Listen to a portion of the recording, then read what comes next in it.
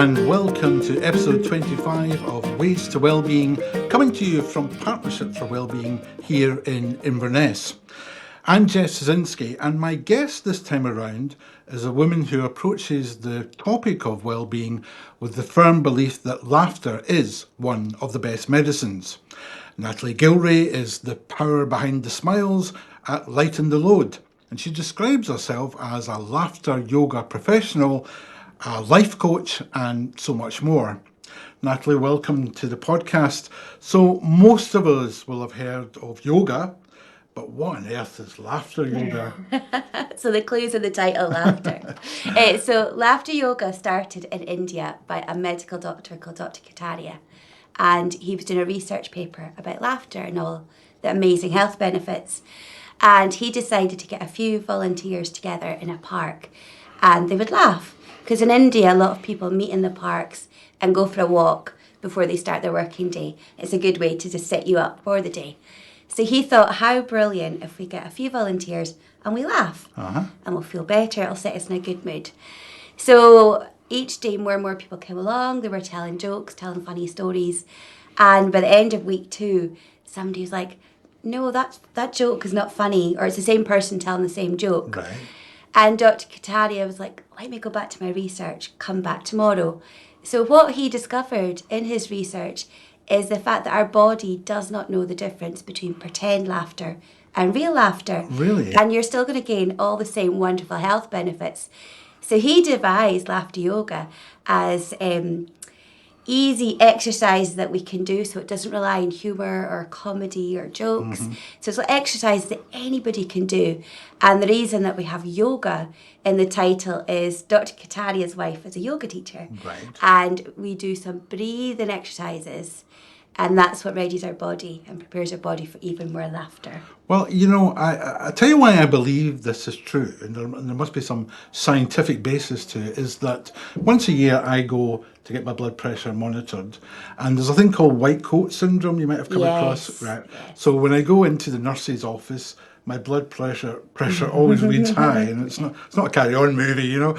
My blood pressure always reads high in the surgery, so they give me a monitor to take home and measure my blood pressure for a week. And I noticed that if I watch a comedy show and I'm actually laughing, I can lower my blood pressure. So there must be some scientific basis to it. There absolutely is. There was this gentleman, somebody cousins, he was in hospital, really quite unwell, and he decided to check himself out of hospital and check into a nearby hotel, and he watched back-to-back comedies, and he was able to get 2 hours of pain-free sleep a night. So there are so many studies that are showing that, you know, it's good at relaxing the body, boosting your immune system, especially through COVID. So many laughter yoga classes went on to Zoom. People all over the world were doing it because obviously with COVID it was a very respiratory thing with the breathing. If you were doing laughter exercises, you're strengthening up your lungs, you're boosting that immune system, you're boosting your mood. Right. You're feeling naturally that bit happier. I mean, I just love the idea of you kind of laughter without humour. Oh, yeah, you definitely. know, I mean, so many comedians can make a career out of that. You Exactly. know? But that's about. I mean, can you demonstrate with me as some? Should I just laugh and see what happens? Or? Well, yeah, this is an easy one we can do. So we can breathe in. So we're breathing in through the nose. Absolutely, isn't it? And we're holding that breath. And then we're just gently going to sigh it out. We're just going to go, okay? And then this time we're going to do it again. So we're breathing in through the nose. And we're just going to laugh. We're just going to go.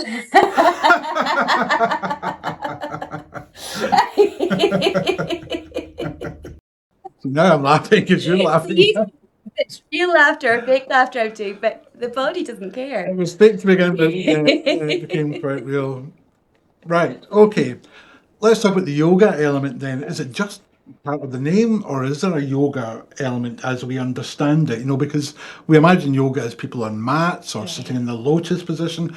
Are you quite far away from that model? Yeah, I've had so many serious yogis that have come to my class with their yoga mat under their arm, and I'm like, oh dear, we don't do any poses. The yoga aspect is breathing. So it's yogic breathing that we do between some of the exercises, and it's just sort of calming us down, settling us between all the laughter, and it's also a good way of preparing our lungs for even more laughter. So it's such a good thing. So there's no poses. Yeah, I'm liking this because I'm a wee bit cynical about yoga, right? Not because I do believe the meditative element of it is good for you, the physical, anything that involves any kind of, changing your body shape and things, it must be good physically for you.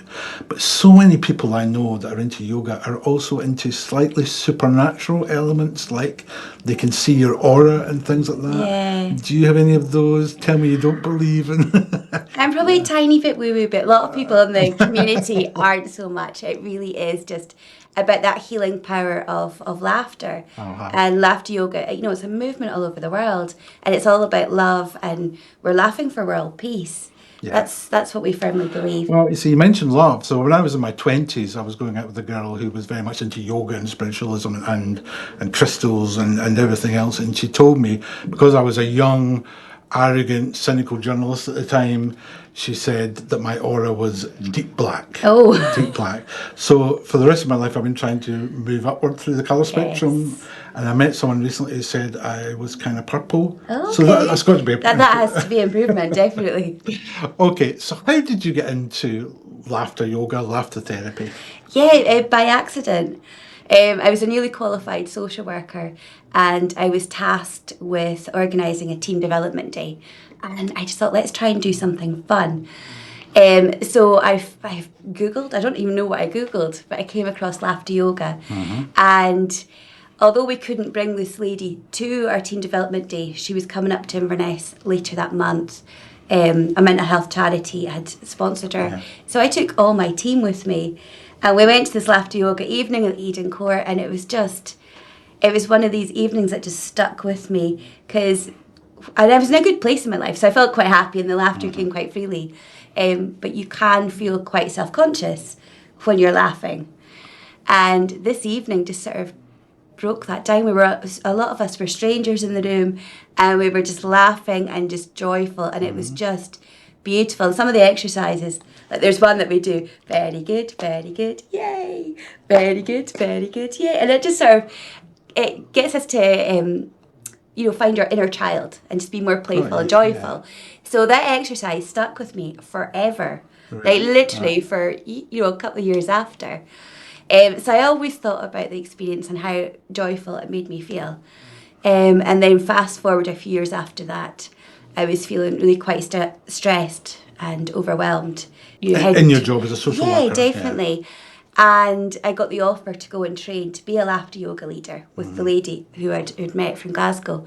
So I did. I went down to Glasgow, and I remember it was 2 days training, and the first day the laughter was so forced. And it was hard, and I was in a really bad place, I suppose. And it just felt like effort. And when I went back to the hotel that night, I cried.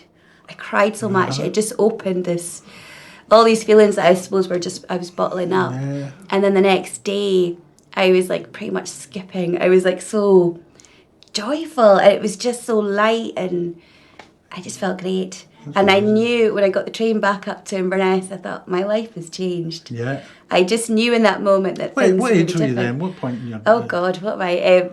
Towards mid-30s. I mean, a lot of people make decisions about careers at that point, but Yeah. but you talk about a kind of feeling of burnout at that point in your career as a social worker.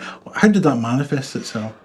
I think if before that, I'd been a single mum for 10 years, and I was working full time, and I studied 2 degrees, and I think just life was just catching up with me, and I was just exhausted. And I mean, I loved being a social worker. It was so rewarding, making a difference in people's lives, but it's very stressful, and there's quite a lot of negativity that's unfairly put on social workers.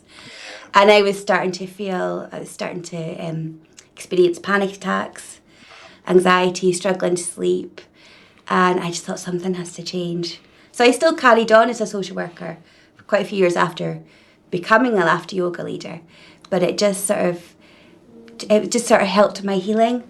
I just felt like I coped better. You'd find me in the car park laughing in the car.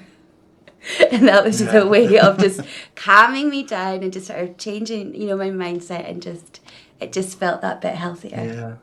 Well, you talked about making a difference as a social worker. Yeah. As a laughter therapist, do people tell you you've made a difference to their lives. Definitely. It was a few years ago, I got invited to do laughter yoga at a retreat for adults with mental health, physical and learning disability and dementia, and their unpaid family carers.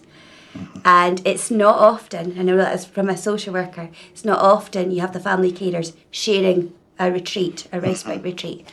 And it was magical. I had one lady actually fall asleep. Right. We have a wee meditation bit at the end. She fell asleep and I didn't take it personally. She's like, I don't remember the last time I felt so calm and so relaxed.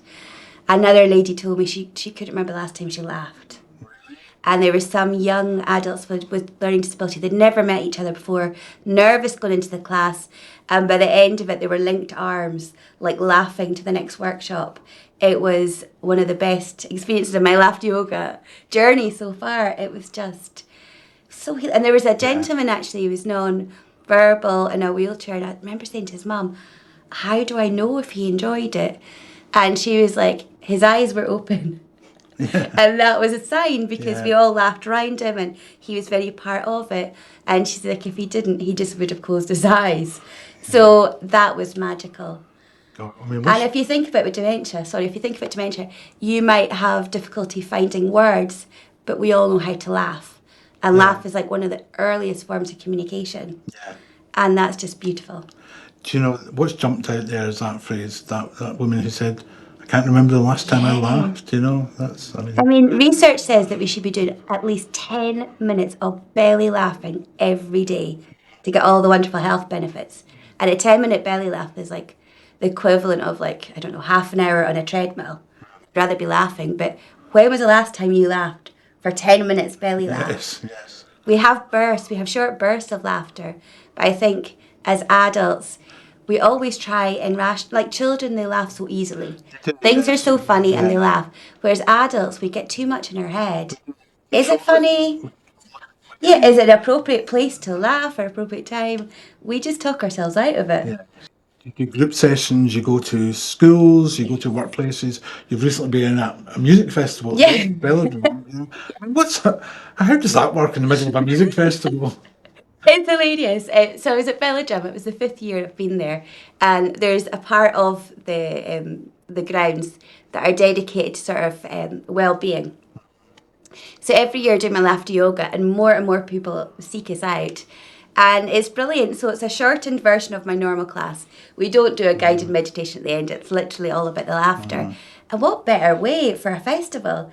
Because you're with your friends, you're with your family. Yeah. It's such a happy, high energy, fun thing. So they just come along, laugh for half an hour, and then carry on. It's amazing. Brilliant. Absolutely amazing. And I love it. The first year, they pitched it towards children. I'm like, no, it's the adults that need it the most. So now it's 90% adults come to the sessions, and it's fantastic. Brilliant. Okay, well, we can't leave without having another go at the laughing, you know, so I'll see if I can remember your earlier teachings. So it begins with a breathe through the nose. Mm-hmm. And then...